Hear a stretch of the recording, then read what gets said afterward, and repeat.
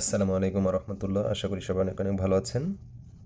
অনেকেরই একটা জিনিস সম্পর্কে জানার ছিল, সেটা হলো পি শর্ট। রিসেন্টলি ইরেকটাইল ডিসফাংশনের চিকিৎসার জন্য পি শর্ট, পি নামটা আসছে প্রাইপাস থেকে। প্রাইপাস শব্দের অর্থ মানে ইরেকশন, এখান থেকে এসেছে। সো এই পি শর্ট সম্পর্কে অনেকে জানতে চেয়েছেন। এই পি শর্ট জিনিসটা অনেকের কাছে নতুন মনে হলেও আসলে কিন্তু এটা নতুন না। বাংলাদেশে অন্য অন্য রোগের জন্য এটার চিকিৎসা অনেক আগে থেকেই প্রচলিত আছে।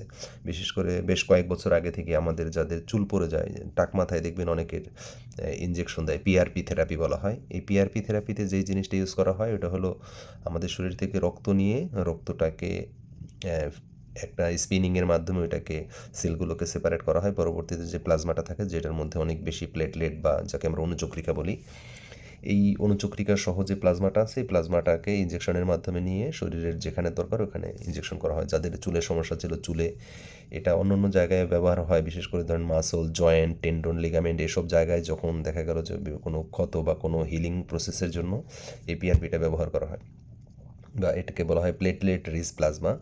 এটার মেকানিজমটা যদি আপনারা জানেন তাহলে বুঝবেন না আসলে এটা কীভাবে কাজ করে।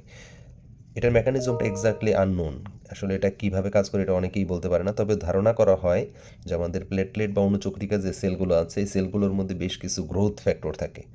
এই গ্রোথ ফ্যাক্টরগুলো আমাদের বডির কোনো জায়গায় যদি হিলিং দরকার হয়, মানে ধরেন কোনো জায়গায় ইনজুরি হয়েছে বা কোনো জায়গায় কোনো ক্ষত তৈরি হয়েছে, এই হিলিংয়ের ক্ষেত্রে খুব ইম্পর্টেন্ট রোল প্লে করে হলো এই প্লেটলেট রিচ প্লাজমা, অথবা এটার মধ্যে যেসব গ্রোথ ফ্যাক্টরগুলো থাকে, এই গ্রোথ ফ্যাক্টরগুলোকে বায়োপ্রোটিন বলা হয়। এই বায়োপ্রোটিনগুলো মূলত আমাদের এই হিলিংয়ের ক্ষেত্রে রোল প্লে করে। ওকে, এটা তো ধরেন আমাদের যাদের যে চুলে টাক হয়ে যায় তাদের ইনজেকশনের ক্ষেত্রে বা অন্য অন্য বডি পার্টসের ক্ষেত্রে। এখন এই পি শর্ট যেটা বলা হয় যে আমাদের পুরুষাঙ্গের ইরেকশনের ক্ষেত্রে এটা কীভাবে রোল প্লে করে, এটা যখন জানা উচিত তার আগে আরেকটা ব্যাকগ্রাউন্ডে একটা জিনিস জানা উচিত। সেটা হলো যে আসলে ইরেকটাইল যে ডিসফাংশনটা হয়, এই ডিসফাংশনে আসলে মূলত সমস্যাটা কোথায় এটা একটু বুঝতে হবে। ইরেকশন তো সবারই স্বাভাবিক হওয়া উচিত, তাহলে অস্বাভাবিক কাদের যাদের ইরেকশন হয় না। এর যদি আমরা দুইটা ক্যাটাগরিতে ভাগ করতে পারি যাদের ইরেকটাইল ডিসফাংশন থাকে, একটা ক্যাটাগরিকে বলা হয় যে হিউম্যান বডির সমস্যা, যেটা সেটাকে আমরা বলি সোমাটিক প্রবলেম। আরেকটা ক্যাটাগরি হলো তার শারীরিক সব কিছু ঠিক আছে কিন্তু হচ্ছে না, সেটাকে বলা হয় সাইকোলজিক্যাল প্রবলেম। অনেকগুলো থাউজেন্ডস অফ গবেষণায় দেখা গেছে যে হিউম্যান বডির 50% হলো সোমাটিক, মানে শরীরের কারণে ইরেকশন হয় না, আর 50% হলো সাইকোলজিক্যাল কারণে ইরেকশন হয় না। এটা অনেক স্টাডি দ্বারাই প্রমাণিত। তবে রিসেন্ট কিছু স্টাডি আছে, আমি আপনাদেরকে এখানে দেখাতে পারি। সেসব স্টাডিতে কিন্তু দেখানো হয়েছে যে সাইকোলজিক্যাল কজ অ্যারাউন্ড 60-80%, যেখানে ইরেকশনের সমস্যা হয়, আর অ্যারাউন্ড 20-40% হলো বডির কারণের জন্য। আমরা যদি আপনাদেরকে একটু দেখাই বডির যেসব কারণে ইরেকশন হয় না, সেটা কিন্তু বেশ অনেকগুলো ক্যাটাগরি আছে।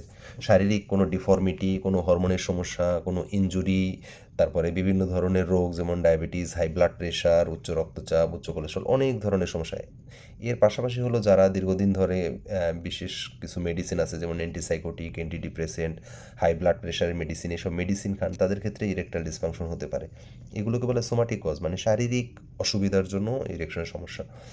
আর সাইকোলজিক্যাল যেসব কজগুলো আছে, যেমন তার অ্যাংজাইটি, ডিপ্রেশন, তারপরে চাকরি হারানো গেছে, যে তার যে পার্টনার পছন্দ না, তার ওয়াইফের সাথে তার কোনো বনিবনা হচ্ছে না, এরকম হাজারো মানে সাইকোলজিক্যাল ইস্যু আছে, যে ইস্যুগুলোর জন্য ইরেকটাইল ডিসফাংশন হয়।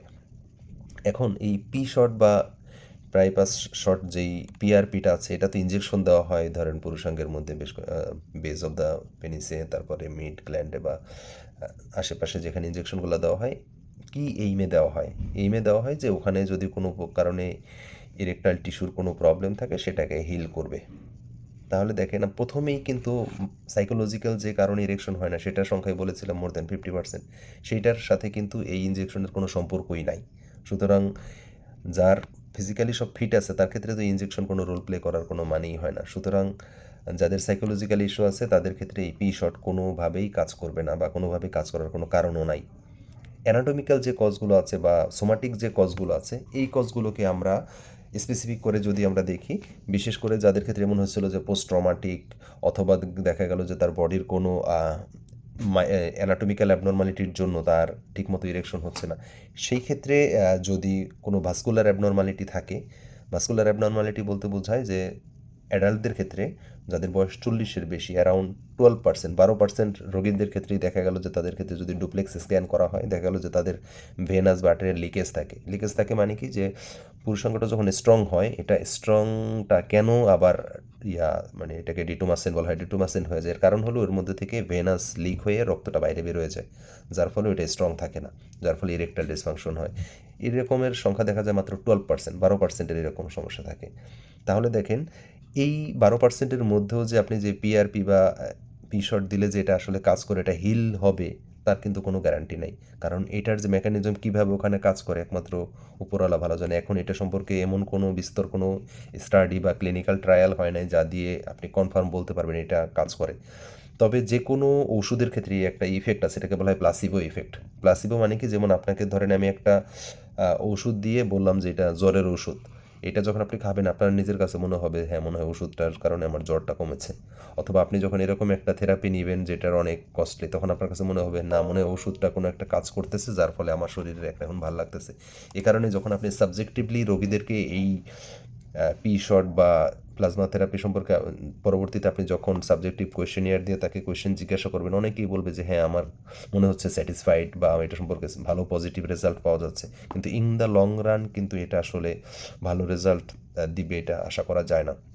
কারণ এটা কোন মেকানিজমে আমার ব্লাড লিকেজ, যেই আর্টারি বা ভেন থেকে ব্লাড লিকেজ হয়ে ইরেকটাইল ডিসফাংশন করতেছে সেটা কিন্তু এক্স্যাক্টলি মেকানিজম এখনও জানা যায় নাই, বা এটা নিয়ে কোনো মানে দুইটার আর্মে বড় কোনো স্টাডিও নাই যা দিয়ে আপনি বলতে পারবেন যে হ্যাঁ আমি এই গ্রুপকে একই ধরনের সমস্যা এই গ্রুপকে আমি পি শট দিয়েছি তারা ভালো হয়ে গেছে, এই গ্রুপকে আমি পি শট দিই নাই তারা ভালো হয় নাই। এরকম যদি কোনো মানে র্যান্ডোমাইজড কন্ট্রোল ট্রায়াল থাকতো তাহলে আমি আলাদা করে বলতে পারতাম এটা দেখে। কিছু কিছু খুব ছোট ছোট স্টাডি আছে 5 জন 10 জন পেশেন্ট নিয়ে, আমি পাবমেডে ঘাটাঘাটি করে দেখলাম খুব ছোট ছোট কিছু স্টাডি আছে যেগুলোর মানে খুবই দুর্বল টাইপের স্টাডি। সেখানে এমনও হতে পারে যে ওই সব স্টাডিগুলোর অনেকগুলো বায়াসনেস থাকে। আপনারা জানেন যে যে কোনো থেরাপি অথবা যে কোনো মেডিসিনকে এস্টাবলিশ করতে হলে অবশ্যই বেশ কয়েকটা ক্লিনিক্যাল ফেজ বা ট্রায়াল পার হয়ে সেটা আসতে হয়। এখন এই পিআরপির এরকম কোনো ফেজ বা ট্রায়াল পার হয়ে আসে নাই, আমাদের বই পুস্তকেও কোথাও নাই এটা এখন সম্পর্কে। ইভেন আমি বেশ কয়েকটা জায়গায় পেয়েছি সেখানে স্পষ্ট বলাও আছে যে আপনারা পিআরপি সেটা আপনি ইরেকটাইল ডিসফাংশনের জন্য ইনজেকশন ইউজ করবেন না, নাটাই সরাসরি বলা আছে। কিন্তু ছোটোখাটো স্টাডিতে অনেক পাবলিকেশন বায়াস, সিলেকশন বায়াস, এরকম বিভিন্ন ধরনের বায়াসনেস আছে যা মানে তারা প্রমাণ করতে চাচ্ছে যে হ্যাঁ এটা কাজ করে, কিন্তু সেই ক্ষেত্রে আসলে এটা কতটুকু যৌক্তিক বা ভিত্তি এটা আসলে আমার জানা নাই আর কি, এক কথায় যদি বলি। আপনাদেরকে আমি পৃথিবীর সবচেয়ে বড় দুইটা ইনস্টিটিউট, একটা হলো জন হপকিন্স মেডিকেল সেন্টার আর একটা হলো ক্লিভল্যান্ড ক্লিনিক, যারা সবচেয়ে বেশি ইউরোলজি এবং ইরেকটাইল ডিসফাংশনের চিকিৎসা করে পৃথিবীর মধ্যে সবচেয়ে বেশি, তাদের ওয়েবসাইটে আমি আপনাদের কিছু স্ক্রিনশট দেখাচ্ছি, তারাও কিন্তু একই কথাই বলেছে আমি আপনাদেরকে যেটা বললাম, যে পি শট আসলে আদৌ কাজ করে কিনা সেটা এখনও জানা যায়নি।